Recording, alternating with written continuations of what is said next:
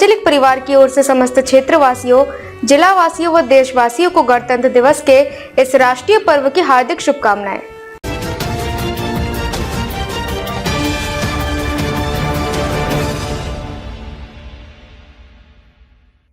नमस्कार, मैं प्रिया, आप देख रहे हैं आंचलिक खबरें, अपनों की खबर आप तक। आइए नजर डालते हैं दिन भर की बड़ी खबर पर। ऐतिहासिक कैबिनेट बैठक, उत्तर प्रदेश के विकास की नई कहानी। उत्तर प्रदेश के इंफ्रास्ट्रक्चर में क्रांति, गंगा और विंध्य एक्सप्रेसवे परियोजना को मंजूरी, रक्षा गलियारे और औद्योगिक प्रोत्साहन, प्रदेश में रोजगार के नए अवसर। Place Prayagraj Uttar Pradesh, report Shani Kesharwani. उत्तर प्रदेश के महाकुंभ नगर प्रयागराज में एक ऐसा आयोजन हुआ जिसने प्रदेश की प्रशासनिक और सांस्कृतिक धरोहर को एक नई पहचान दी। मुख्यमंत्री योगी आदित्यनाथ के नेतृत्व में आयोजित ऐतिहासिक कैबिनेट बैठक ने प्रदेश के विकास के लिए अनेक क्रांतिकारी फैसले लिए हैं। इस बैठक का आयोजन त्रिवेणी संगम के पास हुआ, जो भारतीय सभ्यता और संस्कृति का प्रतीक है। ये केवल एक प्रशासनिक घटना नहीं थी, बल्कि इसे एक सांस्कृतिक उत्सव के रूप में देखा गया। बैठक के बाद मुख्यमंत्री और उनके मंत्रिमंडल ने संगम में स्नान कर प्रदेश वासियों को सांस्कृतिक एकता का संदेश भी दिया। इस कदम का संदेश स्पष्ट था, उत्तर प्रदेश की सांस्कृतिक और ऐतिहासिक धरोहर को सजाते हुए आधुनिकता के साथ समन्वय स्थापित करना। ये बैठक न केवल प्रदेश की वर्तमान चुनौतियों का समाधान करने के लिए थी, बल्कि ये प्रदेश के दीर्घकालीन विकास के लिए एक रणनीतिक दृष्टिकोण प्रस्तुत करने का अवसर भी थी। इस अवसर पर मंत्रिमंडल के सभी सदस्य उपस्थित रहे, जिन्होंने राज्य के हर क्षेत्र से संबंधित मुद्दों पर गहन चर्चा की। व्यावसायिक शिक्षा में नवाचार, युवाओं के भविष्य की नींव। बैठक का एक बड़ा निर्णय व्यावसायिक शिक्षा के क्षेत्र में लिया गया। वर्तमान में जब औद्योगिक और तकनीकी प्रगति तेजी से हो रही है, व्यावसायिक शिक्षा को उस स्तर पर ले जाने की जरूरत है जो युवाओं को बदलते युग की आवश्यकताओं के अनुसार तैयार कर सके। राज्य सरकार ने इस दिशा में एक बड़ा कदम उठाते हुए टाटा टेक्नोलॉजी लिमिटेड के साथ साझेदारी की। इस पहल के तहत राज्य के 150 औद्योगिक प्रशिक्षण केंद्रों को उन्नत बनाने का निर्णय लिया गया है। इनमें से 62 प्रमुख केंद्रों को अत्याधुनिक सुविधाओं से लैस किया जाएगा। इसके अलावा 5 centre of innovation invention CIIT स्थापित करने का निर्णय लिया गया है। इन केंद्रों का मुख्य उद्देश्य छात्रों को नवीनतम तकनीकों से जोड़ना, नवाचार को बढ़ावा देना और उद्यमशीलता को प्रोत्साहित करना है। इसके जरिए प्रदेश के युवाओं को वैश्विक स्तर के कौशल प्राप्त होंगे। पहल का महत्व, ये केवल तकनीकी विकास तक सीमित नहीं है, बल्कि इसका उद्देश्य रोजगार के अधिक अवसर प्रदान करना है।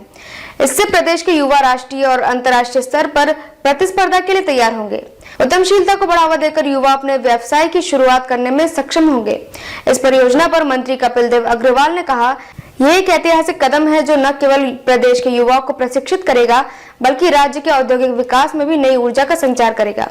अधोसंरचना में क्रांति, पूर्वांचल से पश्चिमांचल तक कनेक्टिविटी बैठक में राज्य की अधोसंरचना के विस्तार को लेकर कई अहम प्रस्ताव पारित हुए। उत्तर प्रदेश जैसे बड़े राज्य की कनेक्टिविटी को सुधारने के लिए सरकार ने कई नई परियोजनाओं को मंजूरी दी है। गंगा एक्सप्रेसवे का विस्तार, गंगा एक्सप्रेसवे को प्रयागराज से मिर्जापुर, भदोही, वाराणसी, चंदौली होते हुए गाजीपुर तक विस्तारित करने का निर्णय लिया गया है। यह एक्सप्रेसवे पूर्वांचल और पश्चिमांचल को जोड़ते हुए प्रदेश के दोनों हिस्सों के बीच दूरी को कम करेगा।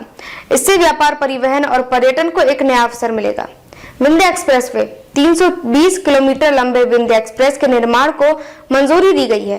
परियोजना प्रयागराज, वाराणसी, मिर्जापुर और सोनभद्र जैसे जिलों को जोड़ेगी।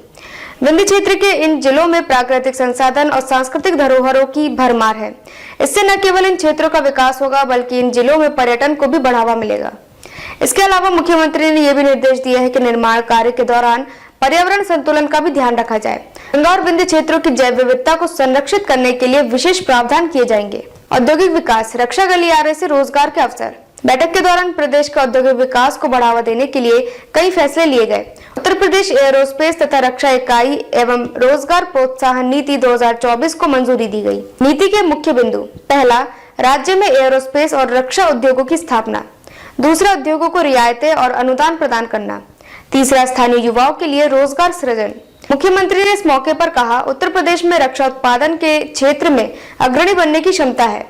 हमारी कोशिश है कि हम देश की सुरक्षा और आर्थिक मजबूती में महत्वपूर्ण भूमिका निभाएं। राज्य सरकार ने इस पहल के तहत कई विदेशी कंपनियों को भी आमंत्रित करने की योजना बनाई है।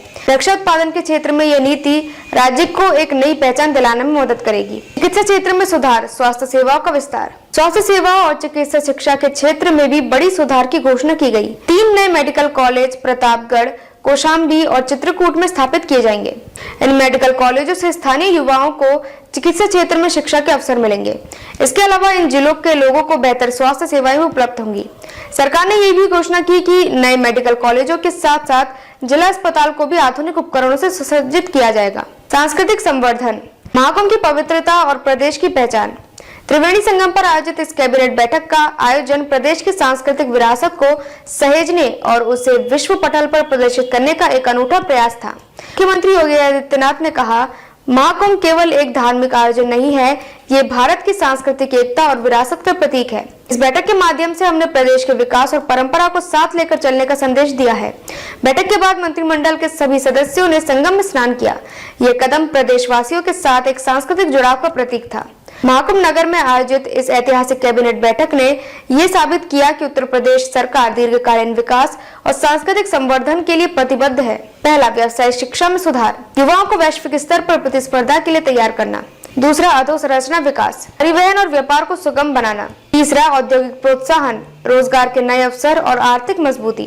चौथा, चिकित्सा सुधार, स्वास्थ्य सेवाओं में गुणवत्ता और पहुंच। पांचवा, सांस्कृतिक संवर्धन, प्रदेश की पहचान को सुदृढ़ करना। इन निर्णयों से उत्तर प्रदेश न केवल भारत के विकास में अग्रणी भूमिका निभाएगा, बल्कि अपनी सांस्कृतिक धरोहर को भी सजग रखेगा। मुख्यमंत्री योगी आदित्यनाथ के नेतृत्व में ये प्रयास प्रदेश को नई ऊंचाइयों तक ले जाएगा। प्रयागराज उत्तर प्रदेश से शनी केशरवानी की रिपोर्ट। देखते रहिए आपका अपना चैनल आंचलिक खबरें, अपनों की खबर आप तक।